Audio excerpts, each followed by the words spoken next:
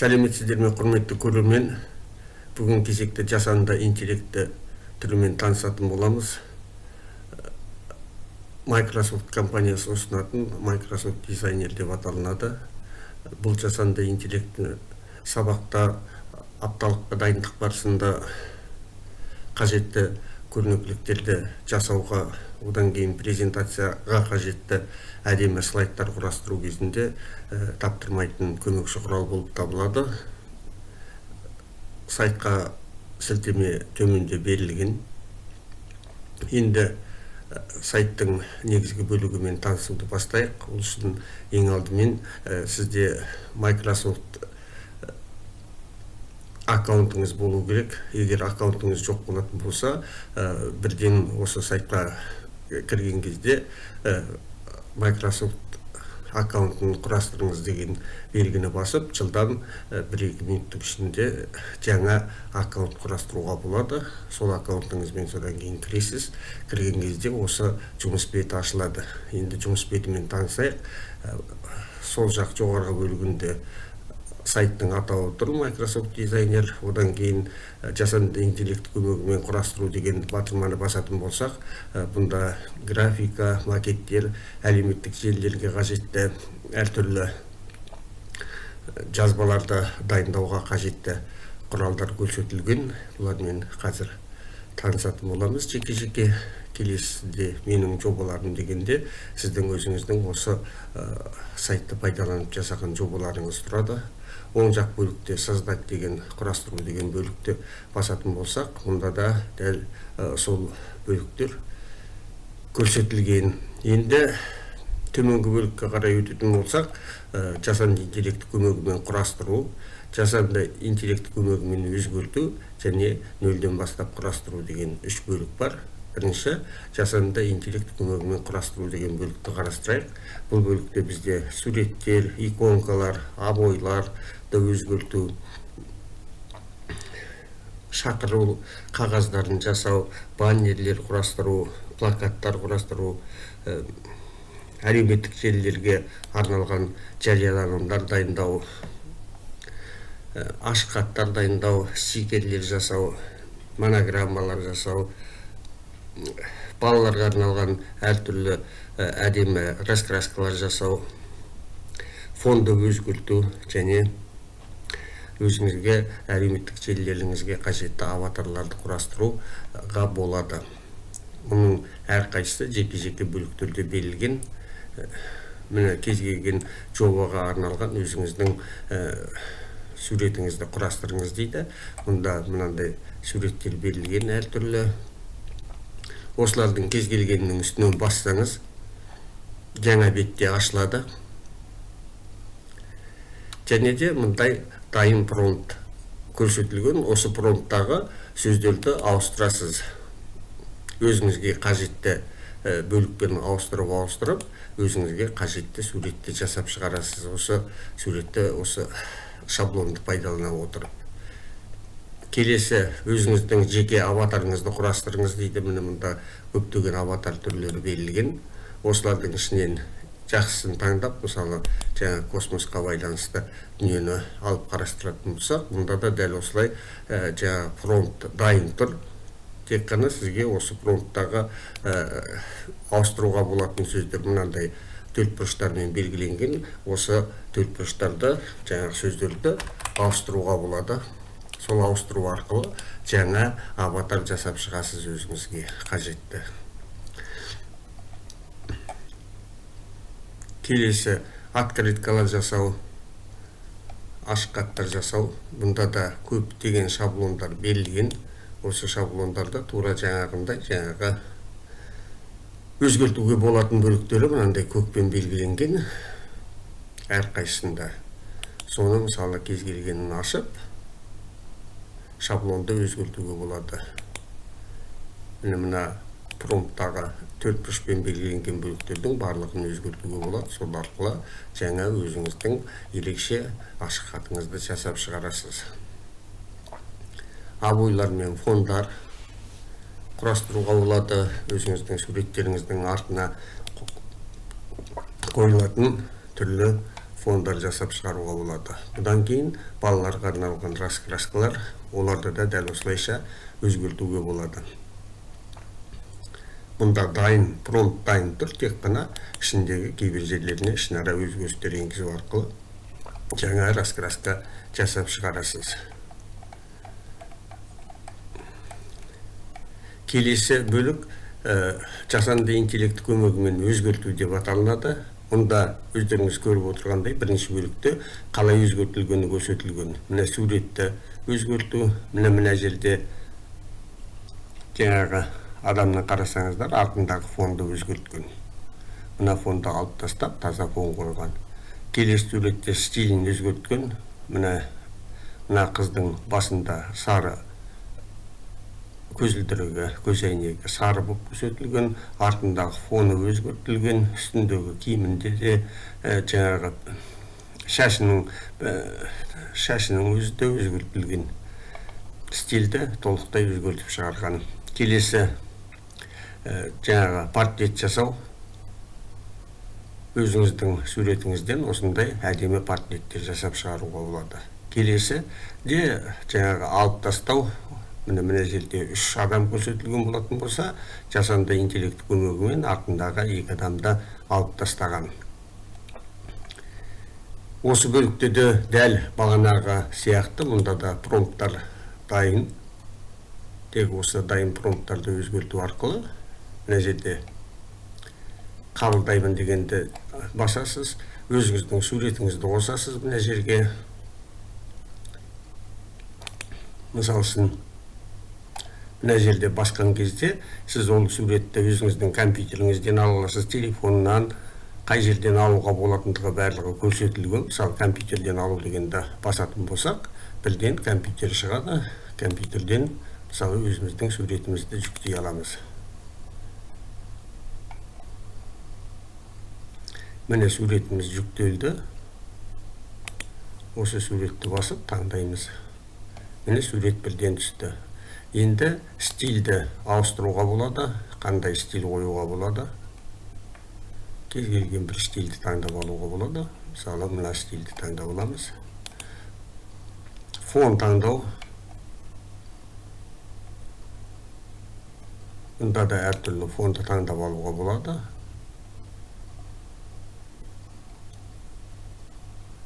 Содан кейін генерировать дегенді басатын болсақ, сурет толықтай өзгеріп шығады. Немесе мына бос бөлікті басып, дәл солай жасап шығаруға болады. Бос бөлікті басатын болсаңыз, тура осы шығады. Жаңағы суретті компьютерден жүктеп аласыз, или немесе телефоныңыздан қай жерде тұр, сол жерден жүктеп аласыз.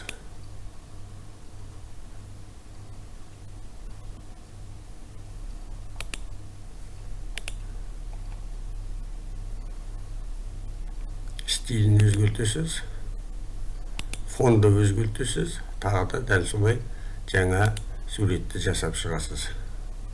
Енді рамка жасау. Мұнда да дәл жаңағындай істейсіз. Барлығының жұмыстары бірдей. Қарап отыратын болсақ, жаңағы суретті алып, рамка жасап көрелік. Суретті таңдап алдық.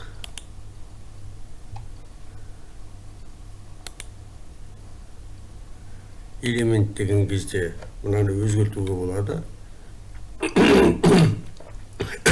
Өзіңізге қандай элемент қажет, соны таңдайсыз. Мысалы, мына суретті таңдайық. Қандай жақсы портрет бар. Әдемі бір портреттің элементін таңдап алайық. Мысалы, мынаны таңдайық.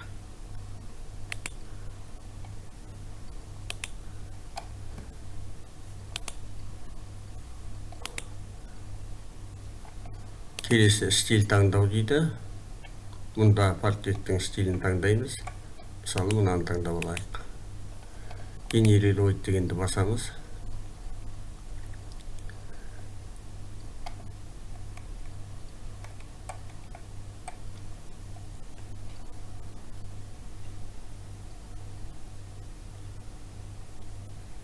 мына жерде сөзді түсінбей қалғандықтан генерация болған жоқ дейді.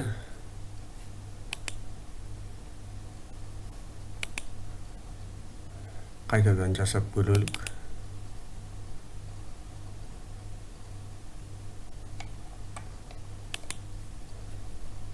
Таңдап аламыз. Стильді таңдаймыз.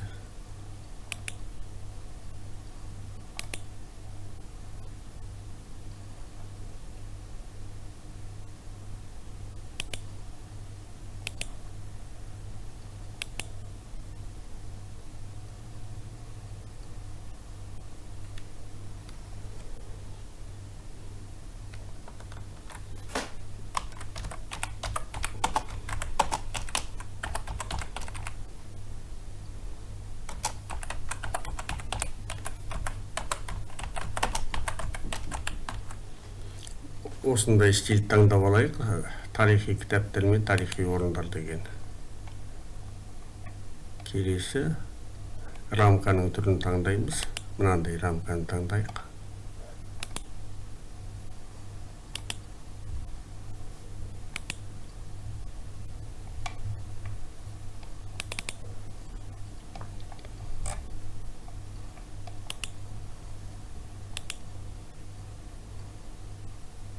Генерировать дегенді басамыз.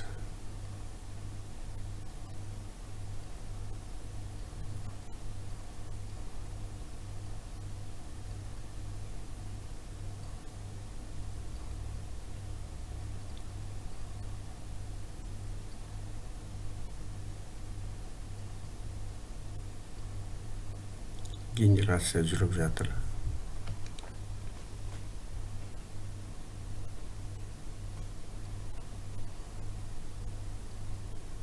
Міне осындай рамка пайда болды. Әдемі рамка.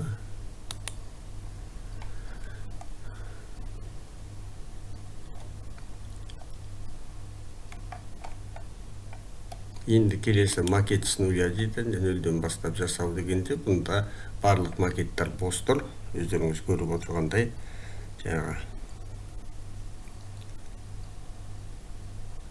оқып танысуларыңызға болады. Бұнда да барлығы бағанағы көрсеткеніміздей жасалынады.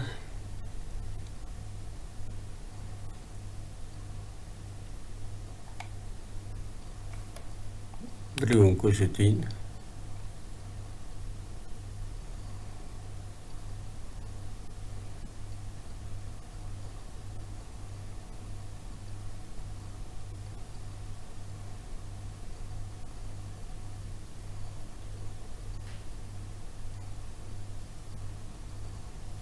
Мына жерде мына өзіңіздің суретіңізді таңдап қоясыз.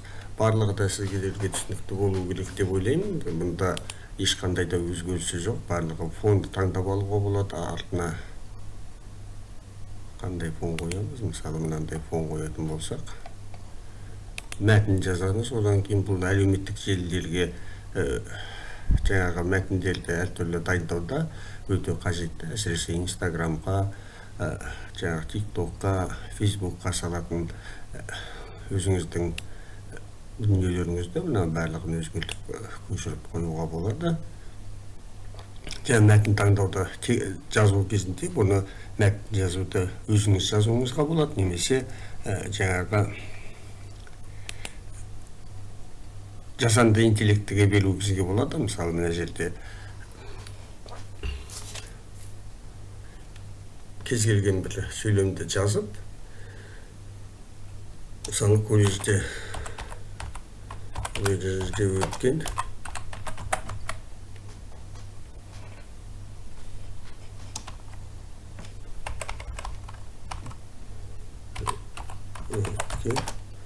жаңа жаулық кеш туралы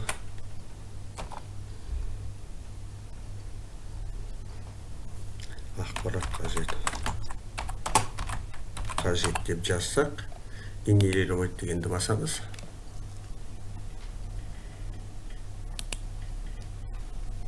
Генерация жүріп жатыр міне. Міне жаңа жылдық кеш, колледждегі жаңа жылдық кеш.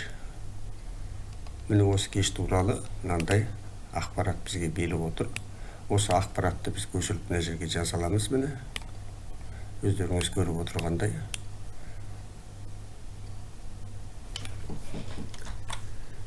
Екі рет кетіп қалыпты. Бұны енді содан кейін өзіңіздің қалауыңызша өзгерте аласыз. Былайынан барлығы да сіздерге түстікті болу керек.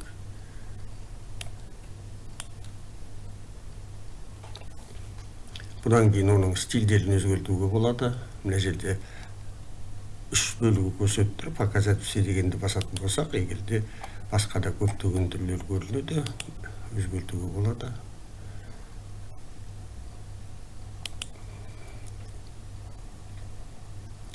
Көріп тұрғандарыңыздай стильдердің түрлері көп, бірталай стильдер бар.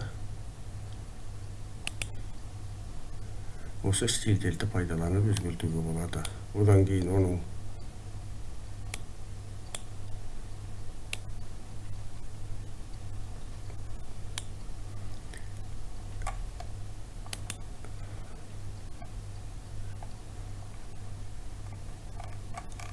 соңында мені көріп отырғандарыңызда стильдердің түрлері өте көп.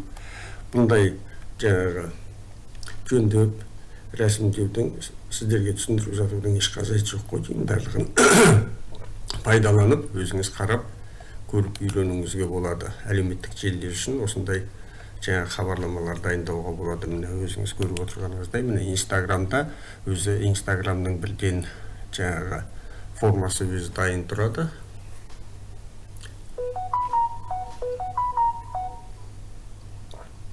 Міне 9-16 Инстаграмға да дәл осылай жаңағы көрсеткенінде өзіңіздің хабарламаңызды дайындай аласыз. Тура жаңағындай барлығы дәл солайша жасалынады. Фонды таңдайсыз, суретті енгізесіз, мәтінді жазасыз, барлығы да жаңағы көрсеткенімізде істелінеді. Басқа да міне Facebook бар бұнда.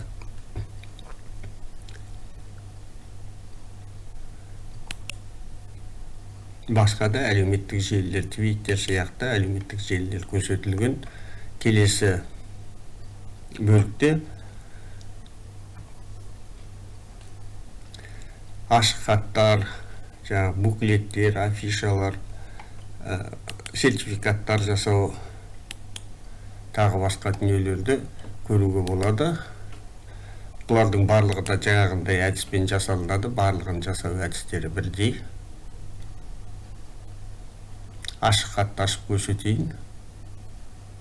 Міне тура жаңағындай, бұнда өзіңіздің жаңағы парақшаны өзгертуге болады, мәтін қосуға болады, сурет қосуға болады. Одан кейін өздерінің берген жаңағы суреттері бар. Показать все дегенді бастаңыз барлығын көрсетеді. Өзінің значоктары бар әртүрлі, оларды да көріп, өзіңізге қажетті значоктар болатын болса, соларды пайдалануыңызға болады. Кері қайту бөлігін басасыз, жаңағы суретті қоясыз, суретіңізді жүктеп алып қоюыңызға болады. Мәтінді, бетті разметка жасауға болады.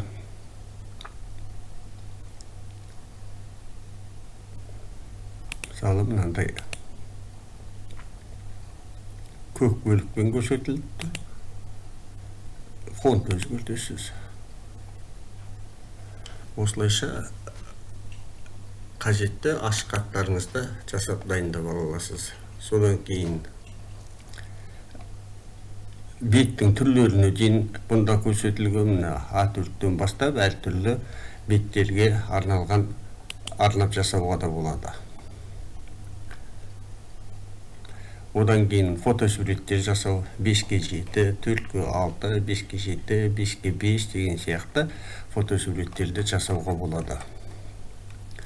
Бұл жаңағы 0-ден бастап жасау.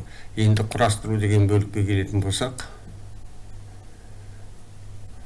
мұнда суретті таңдаймыз. Мысалы, сурет құрастыру керек болатын болса, тура бағанағындай бірінші жаңағы промпт жазамыз. Мына жерде сізге осы промпттың үлгісі көрсетіліп тұр. Сіз осы үлгіні пайдалануыңызға болады, немесе өз промптыңызды жазып шығаруыңызға болады. Одан кейін размерін таңдайсыз. Суреттің оның 3 түрлі размер беріледі. Біреуі квадрат түрінде Инстаграмға арналған, екіншісі портрет түрінде әлеуметтік желілерге арналған, үшіншісі жаңағы ютубқа арналған. Ютубқа басқа да бөліктерге арналған мынандай көлбеу түрдегі суреттер. Содан кейін генерацияны басасыз да өзіңіздің суретіңізді жасап шығарасыз. Дәл сол сияқты басқа бөліктерді пайдалануға болады. Мысалы, жаңағы значоктар дегенді таңдайтын болсаңыздар, бұнда әртүрлі эмблемалар, әсіресе апталықтар кезінде қажетті, міне көріп отырсыздар, мынандай белгілерді дайын түрлерін шаблондарды пайдалануға болады, немесе өзіңіздің суреттемеңіз арқылы, мына жерде өзіңіздің суреттемеңізді жазып, генерацияны басып, апталыққа қажетті жаңағы командаларға эмблемалар жасауға болады, түс белгілер жасауға болады, басқа да түрлерін жасап шығаруға болады. Енді фонды алып тастау деген барлығыңызға белгілі дүние. Арттағы фонды алып тастауға болады, кез келген суреттің артындағы фонды алып тастауға немесе өзгертуге болады. Мына жерде басқан кезде осы құралдан дейміз, таңдап аламыз.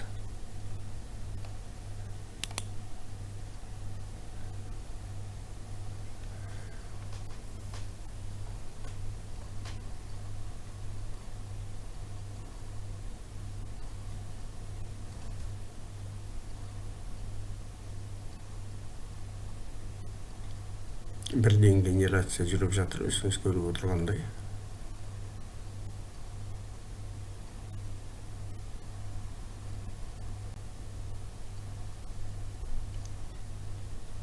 Міне артындағы фонды алып тастады бір жолата.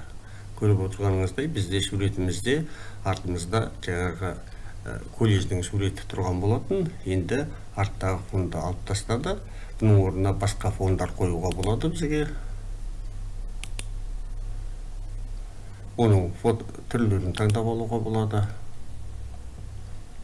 Осылайша жаңағы арт жақты толықтай өзгертіп шығаруға болады фонды, артқы фонды. Аватар жасау дегенде жаңа көрсеттім, қандай әлеуметтік желілерге қажетті өзіңіздің аватарларыңызды жасап шығаруға болады. Мұнда мынандай идеялар берілген, аватардың түрлері берілген. Соларды таңдап алып, соны өзгертуге болады. Немесе өз описанияңызды, өз суреттемеңізді жазып, размерін қойып, одан кейін генерацияны басу арқылы аватар жасап шығаруға болады. Сайтпен таныса келіп, жұмыс істеу өте оңай, барлығы түсінікті, орыс тілінде бар. Сондықтан да сізге еш қиындық әкелмейді деп ойлаймын.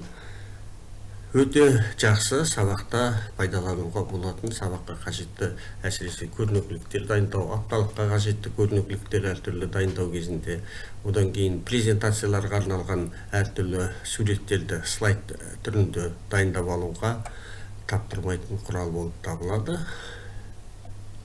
Басқа да жасанды интеллект түрлерімен танысқыңыз келсе, төменде Абзал Қалдымбай деген менің атымды басып, менің каналыма қарай өтіп, дайын басқа видеоларды көрулеріңізге болады. Мені жоғалтып алу үшін каналға жазылып, қоңырауды басыңыздар. Сонда сіздерге жаңа видеолар туралы хабарламалар келетін болады.